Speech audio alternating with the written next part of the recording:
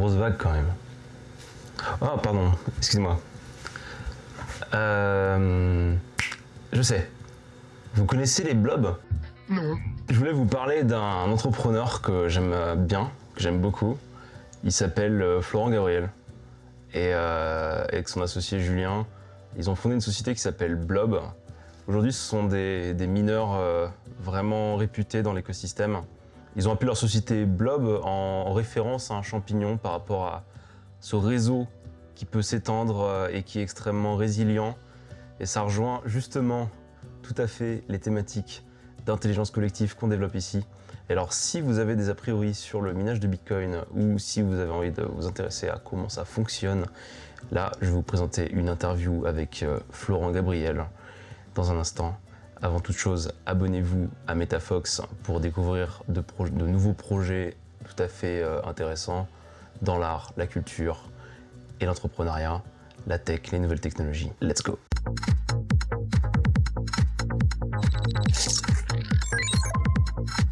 Salut Flo. Salut Alex, tu vas bien? Ça va très bien. Je suis ravi de te retrouver ici à Paris Blockchain Week pour c'est la 3e année que je suis là. Pareil. 3e année, on est des OG. Hein. Ah, ça commence à faire. Surtout toi, c'est un sacré OG. Hein. Au début, c'était au Palais Brognard et je fais 2 ans que c'est au Carrousel du Louvre. Ouais. Là, tu as eu le droit à ta petite visite privée tout seul au Louvre. Ouais, hier soir, ouais, c'était formidable. Ça va être une super expérience. C'était incroyable, incroyable. Moi, je sais, je suis mineur de Bitcoin à la base, donc je suis pas habitué d'aller dans des musées. C'est sur les câbles à la base. Ouais, voilà, c'est plutôt les gros data centers, les grosses usines, on voit pas la lumière, donc maintenant, ça fait du bien ce transfert entre aller en événement, aller sur le terrain, faire la stratégie donc les pauses. En fait, c'est ça, le Web3 nous permet de faire des expériences de vie qu'on n'aurait pas la possibilité de faire autrement, je pense. D'avoir accès à certains lieux, à certains événements un peu, des lieux atypiques, et des personnes très atypiques. C'est même sûr, et je m'estime très chanceux de vivre cette vie aujourd'hui. Je pensais pas, si on m'avait demandé il y a 3, 4 ou 5 ans ou 10 ans, est-ce qu'un jour tu vas faire tout ça? Est-ce que tu vas rencontrer toutes ces personnes? Non, pas du tout. Et dans le Web3, alors ça va paraître très gnangnan ce que je vais dire, mais c'est vraiment quelque chose que je pense. Mais je suis toujours considéré un peu comme un extraterrestre, un peu en dehors de la masse, et un peu en marge du système. Tu as trouvé ta famille. Et dans le Web3, j'ai trouvé des mecs aussi frappés que moi. Franchement, je ressens la même chose. C'est vraiment... En fait, j'ai l'impression qu'on a mis tous les geeks dans un panier, tu sais, tous les dégènes. tous les dégènes, tous les geeks, tous les trucs, on a mixé le tout et d'un coup, voilà, on est là. C'est ça, ouais, tous les gens qui pensent différemment en fait. Et aujourd'hui, on a un espace qui nous permet de... en plus, c'est validé par l'industrie, c'est ça qui... là, tu vois, c'en est la preuve, là où on est actuellement, c'en est la preuve. On est au cœur du réacteur d'une industrie qui est naissante et qui va être hyper puissante en fait, qui va façonner le monde de demain. En fait, si je devais trouver un adjectif qui correspondrait aux personnes que j'ai pu croiser justement qui sont dans cet écosystème, c'est autodidacte. Parce qu'en fin de compte, il n'y a pas d'école. Enfin, aujourd'hui, il y en a. Ouais, c'est vrai. Mais au début, quand on a commencé, il n'y a pas d'école de la blockchain, il n'y avait pas d'école de la crypto. C'est-à-dire que c'est des personnes qui, déjà, d'eux-mêmes, naturellement, sont curieux. Ils vont creuser les sujets, ils sont autodidactes, ils vont aller dans des endroits où les gens ne vont pas en général. Et justement, ça donne un écosystème qui est hyper sain. Alors, bien sûr, et dès qu'il y a de l'argent, ça attire aussi des gros requins, pour pas dire des gros connards. Qui sont là juste pour faire de l'argent et arnaquer les gens. C'est vrai pour tout en fait. Mais oui, dès qu'il y a dans ce milieu-là, vu qu'il y a beaucoup de liquidité, et d'ailleurs, je veux dire pour le grand public, malheureusement, on a souffert de l'image dans la tête de beaucoup de personnes, je pense aujourd'hui, ils associent la crypto avec la criminalité ou avec les scammers, les gens qui font des arnaques. C'est vrai que... En fait, on n'a pas été aidé par les lobbies des banques non plus. C'est-à-dire qu'on s'est quand même bien fait cracher dessus, on s'est quand même bien fait dénigrer. Et en fait, ça me rappelle un parallèle avec les néobanques à l'époque. Les néobanques. À l'époque, je me rappelle, mon banquier me disait « Ah non, fais ce qui pas y aller », même à la télé, on voyait « C'est des banques en ligne, c'est dangereux », enfin voilà. Et en fin de compte, une fois qu'ils ont mis main basse sur ces néobanques, c'est-à-dire qu'ils les ont rachetés, c'était bon, on pouvait y aller. Et en fait, en crypto, il se passe grosso modo le même schéma. Ah ouais. C'est-à-dire qu'au début, Société Générale, enfin pas mal de banques, les cryptos c'est le diable, les cryptos c'est pas bien. Et aujourd'hui, ils sont tous en train de rentrer massivement dedans. Aujourd'hui, on a des ETF sur Bitcoin. Aujourd'hui, on a des instituts, énormément d'instituts, quelqu'un qui sont dans le mining, donc dans le même domaine que nous. Et je pense que l'adoption se passera une fois qu'ils seront bien en place. Un peu comme avec les néobanques. Je pense qu'il y a un C'est mon avis. de contrôle de leur part vraiment où justement ils vont dénigrer tant qu'ils n'ont pas la main mise dessus. Est-ce que tu ferais pas la même chose? Moi, je suis quelqu'un d'assez idéaliste j'essaye en tout cas d'être plutôt dans la bienveillance et dans le partage de la data. Tu sais, quand on partage, oui, ils partagent un peu la philosophie, la philosophie d'Internet dans ses débuts, hein, la philosophie de l'open source, la philosophie. Non, c'est deux visions qui sont assez opposées au final. La vision de je veux que le monde soit le monde d'Internet idéal où la data le monde est le monde des hackers, quoi, le monde des pirates, le monde où la donnée elle est libre et le monde du contrôle, du flicage, ouais, c'est ça en fait.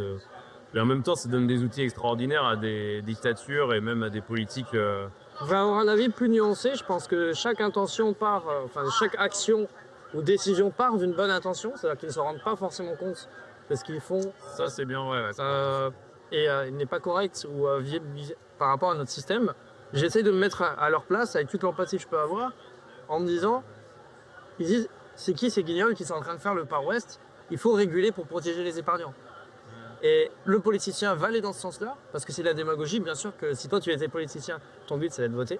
Ton but c'est que la personne à qui tu vas serrer la main au marché ne se fasse pas voler. Et effectivement, c'est très rapide, c'est très facile d'analyser un sujet en prenant des raccourcis, genre ah oui c'est dangereux, faut réguler. Parce qu'en fait c'est une logique. Tu n'as pas le temps de creuser ce sujet en fait. Il est déjà sur tellement d'autres domaines que ça c'est une goutte d'eau. Donc c'est logique que cette régulation arrive, c'est de la démagogie. Elle est potentiellement nécessaire aussi parce que franchement, même sur FTX, au final, si FTX avait été régulé avec un agrément, je crois pas juste d'un SAN, vraiment d'un méca et tout, avec des preuves de son et tout, ça ne serait pas arrivé, c'est un fait. Ça ne serait pas arrivé. Donc, le côté cypherpunk, oui, mais en fait, il y a des gens qui ont besoin d'être, comment dire, de posséder leur crypto, de posséder leurs biens. Et il y a des gens qui souhaitent la propriété. Et il y a une différence entre posséder et avoir la propriété. Avoir la propriété, ça veut dire que si on te les vole, on sait que les bitcoins sont à toi. Donc l'État ou un organisme peut dire stop, on reprend ces bitcoins-là, où j'étais à lui, il en a la propriété. Les posséder, c'est ta clé privée. C'est-à-dire qu'ils sont à toi, mais si on te les vole, ils sont plus à toi. Et il y a des gens qui vont préférer avoir la propriété. Typiquement, mes parents vont préférer avoir une propriété et du coup laisser dans les mains d'un organisme centralisé le fait de sécuriser cela. Et il y a des gens qui vont préférer posséder. Et ce qui est important, c'est d'avoir le choix. Le choix. C'est-à-dire qu'il ne faut pas, demain, qu'il y ait quelque chose qui passe au-dessus de l'autre. Il faut pouvoir avoir les deux. Quand il y a eu le scandale de Ledger, Recovery, les trucs et tout, pour moi, c'est bien d'avoir le choix. Il y a des gens qui vont toujours préférer avoir la propriété, et il y a des gens qui vont préférer posséder. Très très belle analyse, très très fine analyse. Félicitations. Il y a de l'affaire. Non, mais toi, tu es toujours hyper juste dans tout ce que tu fais, je trouve. En fait, je me mets toujours à la place du diable. C'est-à-dire que non, mais c'est vrai, c'est-à-dire qu'à chaque fois, je me dis pourquoi ils agissent comme ça. J'essaye de comprendre. Et là, j'ai même empathique avec le diable, mine de rien, finalement. Il est en congé depuis ma naissance, donc il faut bien que j'ai de l'empathie pour lui. C'est toi le diable, hein. Appelez-vous les sauteurs, désolé. Ben moi, c'est le renard. De toute façon, on parle de Dieu, de diable et tout. Moi, ce qui est sûr, c'est que tu vois, je suis mineur de Bitcoin. Donc déjà, je suis obligé de m'expliquer tout le temps. Tu vois, tout le temps. Même le jour où je travaillais pour un grand énergéticien. Un grand énergéticien. Et, tu vois, et même le jour où je vais mourir, je suis sûr, tu vois, alors, chacun ses croyances. À côté de Saint-Pierre, j'aurai un putain d'orang-outan, un putain d'ours polaire qui vont me dire viens par là mon copain, qu'est-ce que t'as fait avec ton minage de Bitcoin? Et je dois leur expliquer qu'on utilisait les surplus énergétiques, que ça développait les énergies renouvelables. C'est relou, je viens de mourir quand même pas, je viens de encore me justifier quoi. Donc, Mais au final, toi, ce que t'as. Enfin, en fait, on a déjà fait cette interview l'année dernière. Et Soit un autre, peu un autre temps, sous un autre blason, un autre étendard. Bah, moi, c'était mon étendard, le même, sauf que. Mais toi, non, en l'occurrence, c'était à l'époque Suite. Ouais, c'est celui. Et donc aujourd'hui, ça a été retravaillé, et c'est Blob. Alors ça passe pas travailler ni rebrander. Je dis n'importe quoi. Je suis trop fatigué, n'importe quoi. Non, on a T'as créé ta boîte en fait. ouais, on était avec Julien pendant 2 ans, effectivement, avant dans l'ancienne société. Toujours avec. Et pour une divergence de vision et d'opinion, on avait notre stratégie, nos valeurs. Blob, on l'a vraiment. Comment on a conçu Blob? En fait, c'est très simple. J'ai mis tous les problèmes de l'entreprise, tous les problèmes des clients sur un tableau blanc. Et j'ai dit à Julien, on sort pas de cette pièce tant qu'on n'a pas trouvé une solution à tous les problèmes. Ok. Et quand on a trouvé ça, Blob. En plus, Blob, l'histoire, c'est. Alors, le sujet de cette chaîne, tu sais, c'est l'intelligence collective. ah bah, incroyable, Bah ouais, ça va super bien avec le Blob. bah ouais, Parce que du coup, tu sais pourquoi Blob? bah ouais. Parce que les blobs, vas-y, je te laisse raconter, mais c'est l'histoire de cet organisme qui est increvable et C'est ça. qui s'adapte à tout. Et qui fait même, tu parlais des réseaux souterrains un peu. Enfin, je te laisse expliquer, vas-y. Bah, en fait, le Blob, c'est quoi? Oui, donc moi je disais à Julien, quand on a cherché le nom, je dis, il faut pas réfléchir 8 ans. L'important dans une entreprise, c'est la vitesse d'exécution et de décision. Ah, bah ça, vous êtes. Et Yeah. ça fait partie de nos forces. On a des faiblesses, mais ça fait partie de nos forces. On décide vite et on avance vite. Ce qu'il y a, le Blob, c'est on cherchait quelque chose de résilient et avec un storytelling sympa. Quelque chose qui nous ressemble, avec une charte graphique. Et en fin de compte, le Blob, c'est effectivement une sorte de champignon. C'est un être unicellulaire qui se répand comme la blockchain, qui est quasiment immortel. On peut le dessécher, l'envoyer dans l'espace 10 000 ans, on lui remet une goutte d'eau, il repart. Donc la résilience et surtout l'intelligence collective. Et en fait, moi, le Blob, ça m'a toujours intrigué parce que c'est un organisme qui est intelligent, mais on ne sait pas pourquoi. Ça me faisait penser un peu à moi. Ça me faisait... Il a l'air con, mais pas trop con non plus, tu vois. Et il n'est pas si con en fait. Et le Blob, c'est un peu pareil. Genre, il a pas de neurones, il n'a pas d'ADN qui se modifie. Toi, t'as des neurones. Et un peu, ouais. Sinon, je ferais des dons de mon corps à la science.